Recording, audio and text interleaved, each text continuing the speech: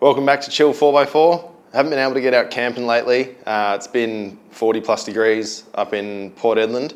So yeah, still counting down the days till camping season. But got a bit of a different video for you today.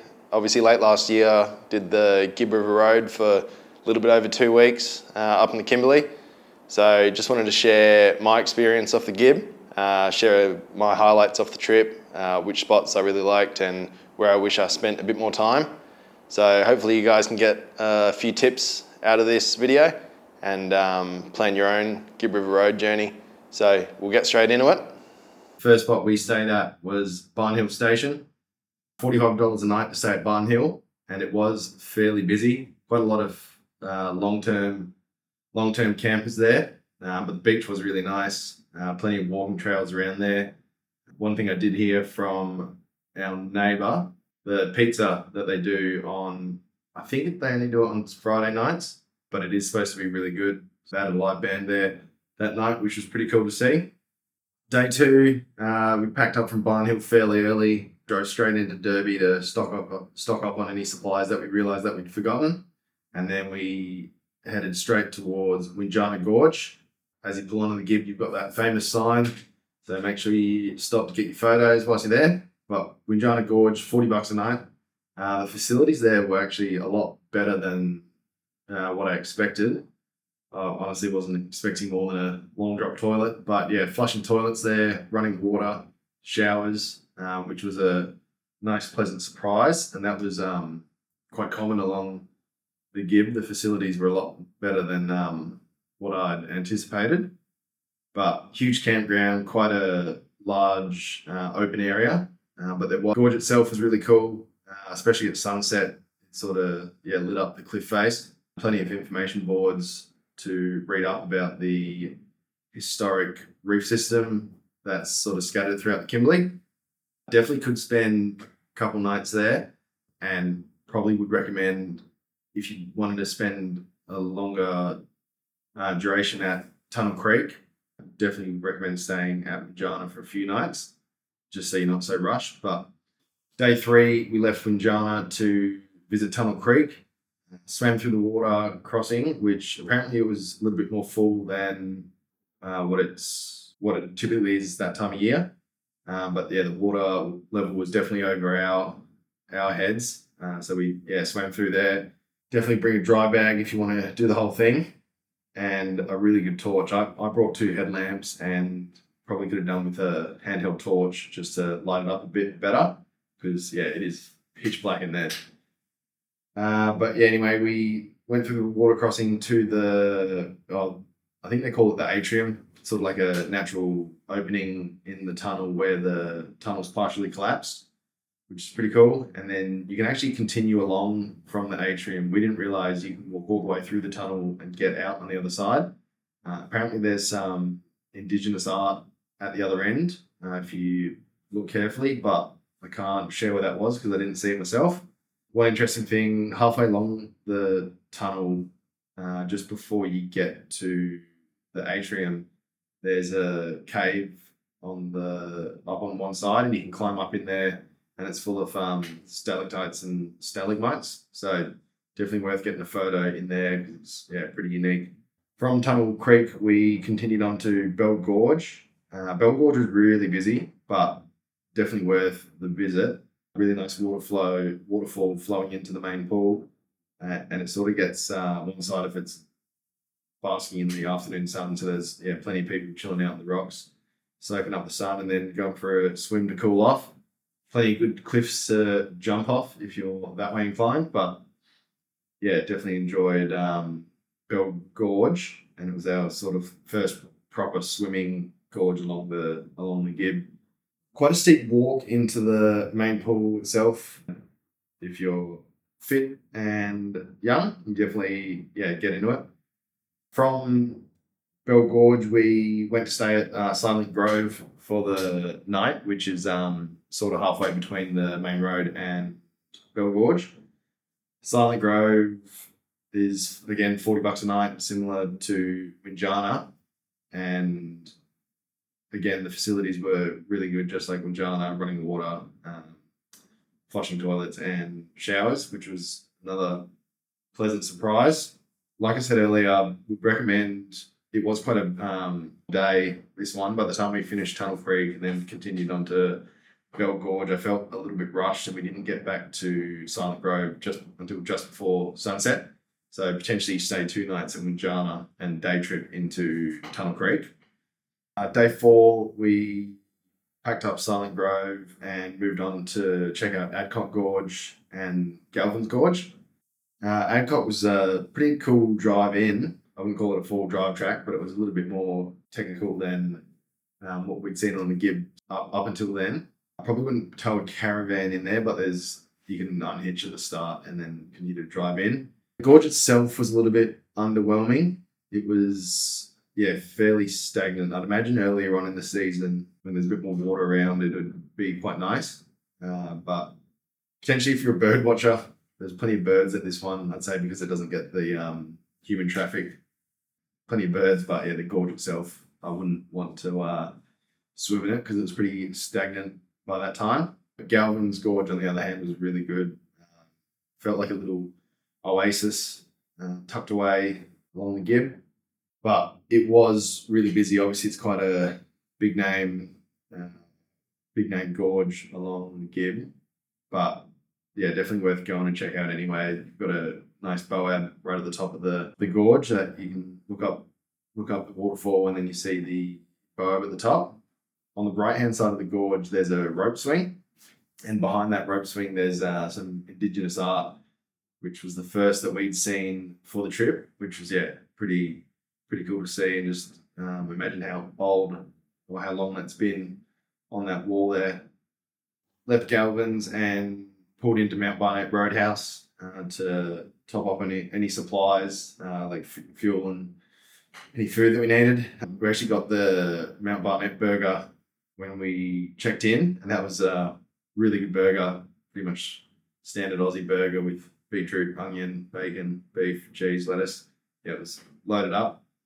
But that's where we checked in to the campsite, Manning Gorge. So drove down to Manning, and again, huge camping area, pick your own spot. So we were lucky enough to get a spot right next to the river, and that's where you start the Manning Gorge walk. Manning Gorge, the campground was $50 a night. Everyone said don't attempt the Manning Gorge walk after 12 p.m. due to the heat, but we decided to go for it anyway because we didn't have time to do it the next morning. It was quite a long hike. Maybe from memory, it took about an hour and 30 minutes, I think. But it was quite up and down. And that afternoon sun was quite toasty. But when we got to the gorge, the position of the sun made it quite hard to appreciate how big that gorge was. But we climbed down into the gorge, and we managed to find a nice little sandy bay to chill out at. The missus got a little bit of heat stroke, so she sat down in the water for a little bit just to cool off. The walk back to camp was a lot nicer as the sun was starting to set. Definitely would recommend doing it in the morning though, not just because of the heat, but the gorge would be lit up better. You'd probably get a better view of that gorge itself. When we got back to the campsite, pretty much every camper was chilling out by the river, watching the sun go down, and heaps of kids playing in the water, which was pretty cool to see. And they've got a 44-gallon drum barrel cut in half to put your gear in and float it across the river when you either start or come back from the gorge walk. Day 5, after leaving Manning Gorge, we had one of the bigger drives. We were on this day heading up towards the Mitchell Plateau to stay at King Edward Camp. Along the drive, we pulled into the Gibb River Free Camp, which was really popular. You could probably have squeezed one more car in, but I don't love camping quite really close to other people, so you can definitely appreciate why it's a good spot. But I'd say you'd be pretty hard pressed to get this when it's quiet and find your own little hidey hole. Anyway, we continued from the Gibb River Free Camp to pull into Drysdale to top up on fuel just before we started the Mitchell Plateau. Drysdale was really quiet from what I could see. I literally pulled in to get fuel, and I could see a camping area, and it seemed quite quiet. But potentially there was another camping area that I wasn't aware of. The road up until Drysdale was really good, and I'd been told that the road from Drysdale up towards the Mitchell Plateau was where it sort of got a little bit more challenging. I didn't find the drive after Drysdale much more, like it wasn't corrugated and I was worried the car was going to shake apart, but the washouts and the tight bends you definitely have to be aware of. Definitely slow down if you've got a blind corner, because there was some pretty nasty washouts that could catch you off guard. I'm quite thankful I wasn't towing for that leg, but I wouldn't be worried about bringing the caravan. If you're going to do the Gibb, I wouldn't not do the Mitchell Plateau just because I'm towing. King Edward River Camp was probably one of my favourite camps along the Gibb. We managed to find a nice quiet corner right next to the river, and for $40 a night, it's definitely one of my preferred camping spots. So there's a great swimming hole right near the campsite, and you can take a few minute walk downstream where there's a waterfall, and you can actually see freshwater crocs if you're lucky enough down at the bottom end of the waterfall. Thankfully, they can't get up there, so the swimming hole, you've got nothing to worry about in the swimming hole. Day 6, woke up at sunrise to drive to Mitchell Falls. Woke up at the crack of dawn to make that drive. That section of road was a little bit more challenging. Again, the washouts and the tight bends prevent you from getting over maybe 60 kilometres an hour along that leg. Definitely watch out for the tour buses though. Those things fang around the corner. So definitely be on the lookout for the tour buses. Anyway, we parked at the bottom of Mitchell Falls to start the hike, and I love that hike. It was sort of every 15 to 30 minutes there was something to look at, another gorge, some rock art. I definitely recommend doing the hike in and get the helicopter out. Probably allow 4 hours or so for that day at least. I'd say the hike in takes maybe 2 hours if you want to really enjoy it. Little Mertens Falls. So it's the first falls that you come across, I believe, as you start that hike. It was dry when we were there. It wasn't flowing, but I have seen videos of it flowing, which look really good. But if you walk past the falls, you can then cut down on your left and you actually get under the falls themselves, and you can climb up there. And there's some of the best rock art that we'd seen on the trip so far. Plenty of ferns hanging off the cliff face. It feels like a different world under there. As you get to the top of the Mitchell Falls themselves, I didn't actually realise we were standing on the top of the falls until we approached it from the other side. But right at the top of the falls, there's a nice swimming hole. We were talking to a tour guide there, and he says normally that's flowing too heavily for you to swim in, but because we were fairly late season, we were lucky enough to be able to swim in there. Like I said, I'd allow 4 hours at least for that day, especially if you want to see everything and chill out at the top of Mitchell Falls. We managed to find a nice quiet pool because everyone sticks to the track at the top of Mitchell Falls, and then they hang around right at the top of the falls themselves. But if you just spend a little bit of time looking around, you'll be able to find a nice little quiet hole a nice little water hole to chill out in and have a snack. So helicopter out. We were the last helicopter to leave, which takes you back to the car park where you started your hike, and then we made our way back to King Edward. I'd probably look to get a helicopter out around 2 p.m. or so. We got the last one out, I think it was just after 3, and we only just made it back to King Edward before dark, which, if you don't want to feel like you're racing the sunlight, I'd probably leave a little bit earlier. Day 7, we left King Edward Camp and we pulled into there's 2 historic art sites on either side of the camp, which was, really enjoyed that. There's one art site, feels a little bit less, I wouldn't say commercialized, but it's a little bit more raw. There's sort of rocky outcrops that are scattered with paintings all over the place. Yeah, they're literally everywhere. You sort of got to look around and you just keep stumbling across them. And there's a little information board about the old burial traditions. And then the other art site, it's got a bit of a boardwalk. So yeah, you sort of stick to the boardwalk and see artwork. But if you do continue around the rock, there's plenty more art that isn't sort of marked for you to see.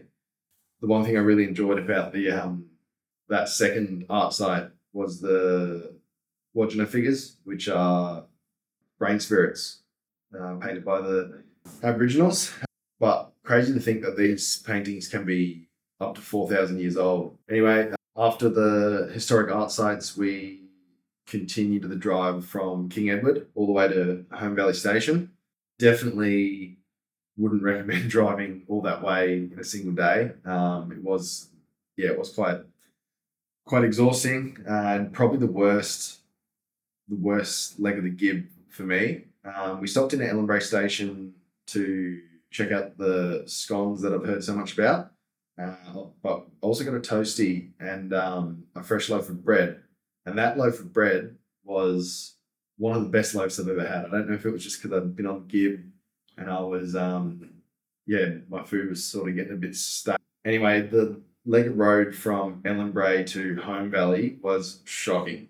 The corrugations were the worst of the whole trip. We did see some graders getting started whilst we were out there. So potentially we did get unlucky with the timing there and the corrugations were at their worst. But yeah, that leg from Ellenbray to Home Valley was shocking. By the time we got to Home Valley, it was just about sunset.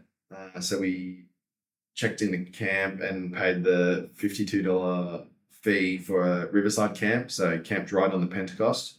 I'd definitely recommend getting the riverside camp because you're further away from the crowd. It depends what you're after.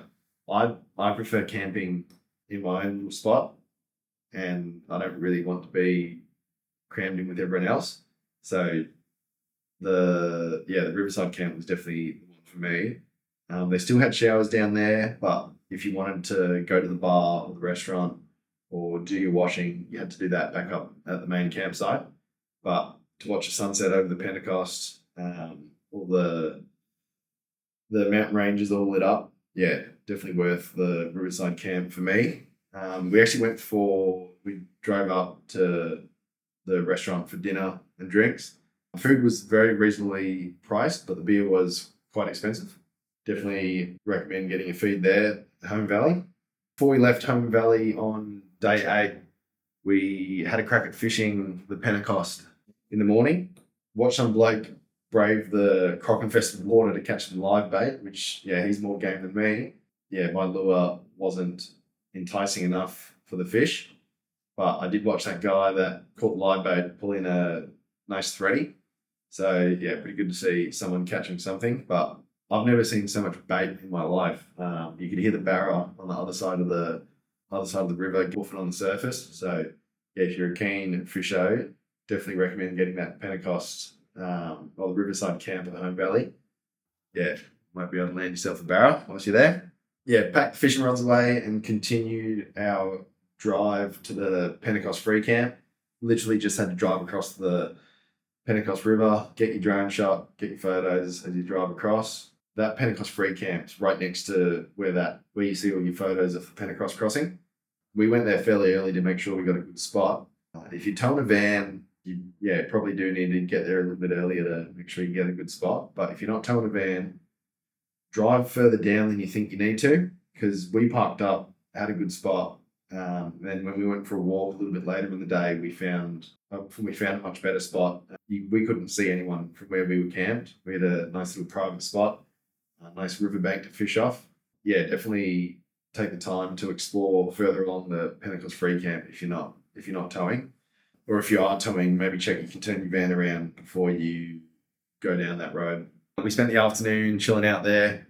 It was really hot on this day. So it's nice having the water there to fill up buckets of water and tip it over your head. But just, be aware there are crocs in that water. So, unfortunately you can't swim. Day 9 and 10, we spent at El Questro Gorge. So we packed up the Pentecost free camp and we went straight to Emma Gorge. Reason we went to Emma Gorge was because it's away from the main station. So walk in, really easy. And the gorge is definitely worth seeing. The water's freezing and it is quite crowded. It was quite crowded there when we were there. Yeah, definitely worth going to see. Inside of the gorge, there's a hot water spring. So you can actually climb up the rocks a little bit and you've got your own little hot spa, which was pretty cool. From here, we checked into the main El Questro station to check into the private camp, which was $200 for 2 nights. The main area there, or the main camping area, is it's got all your standard camping facilities like your kitchen, your shower, and your toilets, and it's right next to reception. But for me, again, wanted to get our own little spot and paid the extra for the private campsite. Definitely recommend the private campsite. When they say it's private, they're not lying. They take you. I can't tell you how many spots there were, but we couldn't see anyone else from where we were. You sort of drive down this road and then it branches off to your own, literally private camp. So yeah, definitely recommend the private camp if you're up for that. Potentially could understand that you just want to, after 10 days on the Gibb, you want to have a bit more luxury and be able to walk to a shower and toilets and whatnot. But the private campsite was definitely worth it for me. When we checked in, we noticed that there was a big chalkboard up with all the activities and different things that you can do at El Questro. And they even had the difficulty and the track conditions displayed. So took a photo of that, and before the night was over, we went to the Pigeonhole Lookout, which was a really nice spot to hang out. Definitely would be nice to do at sunset. Have a beer up there whilst you're watching the sun go down.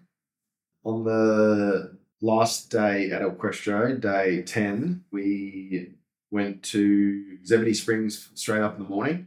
We were told by reception to get there as early as you can. So 7 o'clock it opens, and would definitely recommend going there at 7 because by the time we got there, it was already quite busy. If you're lucky enough to get your own spot right at the top of the springs, there's plenty of little pools to sit in and you sort of feel like you're by yourself. We quickly moved on to El Questro Gorge, and probably one of the tougher hikes on the Gibb. Definitely allow maybe 4 hours to do this hike, maybe even 5 if you want to take your time. But you get halfway and you get to a place called Halfway Pool. There's a little bit of a waterfall that you got to climb up if you want to continue to El Questro Gorge itself. At one stage, you got to sort of shimmy across a bit of a cliff face, but that walk was one of the best walks that we did along the Gibb. You sort of wind your way through the gorges. So you're sort of in this big. There's cliffs on either side of you, and it's really cool. There's palm trees, running water. Yeah, definitely enjoyed that walk. After a big day of walking, we were lucky enough to get the steakhouse for dinner that night, which was a nice treat. The bloke next to me got a big tomahawk steak, and I had regrets for not ordering that myself. Yeah, that tomahawk looked unreal. Day 11 was the last day on the Gibb, but we were still continuing the holiday itself. So we made our way to Lake Argyle, and we stayed at Lake Argyle Caravan Park. Infinity pool at the campsite was chockers, but I can appreciate it was pretty cool to be able to swim up to the edge of the pool and look out onto Lake Argyle. Definitely recommend the Sunset Lake Cruise if you're there. The coxswain or the driver of the vessel speaks to you as you tour around the lake, tells you about the history, takes you to all the wildlife spots, whether that's the rock wallabies or the fish or the crocs, the freshies that are in the lake itself. As sunset approaches, they pull out an esky full of beers and some cheese and crackers, so you can watch the sunset whilst kicking back. So yeah, definitely recommend the sunset cruise if you're going to make your way to Lake Argyle. Probably couldn't have spent another day here just to really relax, but there isn't a whole lot to do around Lake Argyle itself. I mean, you're going to be on the water or kicking by the pool, really. Day 12, we left Lake Argyle and started making our way towards Broom. There isn't many spots to stop between Lake Argyle and Broom, at least not to my knowledge. But Punalulu National Park, or the Bungle Bungles, that's closer to Lake Argyle than it is to Broom, but definitely recommend pulling into here for at least a night. The landscape is one of a kind. Yeah, I've never seen anything like it, which was pretty eye-opening. Single axle trailer only into the Bungle Bungles because it is quite a tough track to get in. It wasn't much worse than sections of the Gibb. I'd just say the approach angle, steep entries and some steep exits. So we went to Cathedral Gorge for the our first stop in the national park, and it was scorching hot. Middle of the day, and we were going to do one of the longer hikes, but we didn't because we just did the short walk to Cathedral Gorge. Interesting though, inside the gorge itself, it felt like it was probably 10 degrees cooler than what was outside, so that was a welcome relief. After Cathedral Gorge, we went to Echidna Chasm. I'd seen a lot of photos of Echidna Chasm, and I was a little bit underwhelmed by the walk in, but I'd say we were there at maybe 4 p.m. So it was getting late in the day. The light wasn't on the rocks. Potentially spend 2 days in the national park and do Cathedral Gorge one day and then Echidna Chasm the next. The campsite we stayed at was Currajong Camp. Huge area, and I was quite surprised at how quiet the national park was. I think we maybe saw 3 or 4 different cars, and there was over 150 sites at the campsite itself. Again, there was toilets, which was nice, and they had taps scattered around the place, so you could top up your water tanks if you needed to. Day 15, packed up from the Bungle Bungles and headed into the heart of Broom. We did spend a few nights in the heart of the town itself, in the accommodation. But then on the last day, we went to James Price Point for our final camping night. It's about 60 kilometres north of Broom, James Price Point, and I mean, I'm sure everyone's probably seen it on Instagram by now. It's quite popular. The red cliffs, white sandy beaches. We were lucky enough to get a pretty good spot right on the top of the cliffs to watch the sunset and watch the whales out in the ocean, which was we were pretty fortunate to see. And I mean, Port Edmund, we get big tides, but Broom's even bigger. Pretty crazy to see on a high tide. The beach is pretty much gone, and then on low tide you can walk hundreds of meters out into what was ocean. The bloke was fishing there on a high tide, got all his hooks and lures snagged, and then on low tide he could walk out and retrieve them, which was pretty funny. Anyway, that wraps up the Gibb River Road summary. So hopefully you guys have got something useful out of it, and you can put it to good use in your own trip planning. Might even see you out there on the Gibb this year. But getting pretty close to 500 subscribers, which is pretty exciting. So if you did enjoy it, give it a thumbs up. Don't forget to subscribe, and we'll see you next time. Cheers.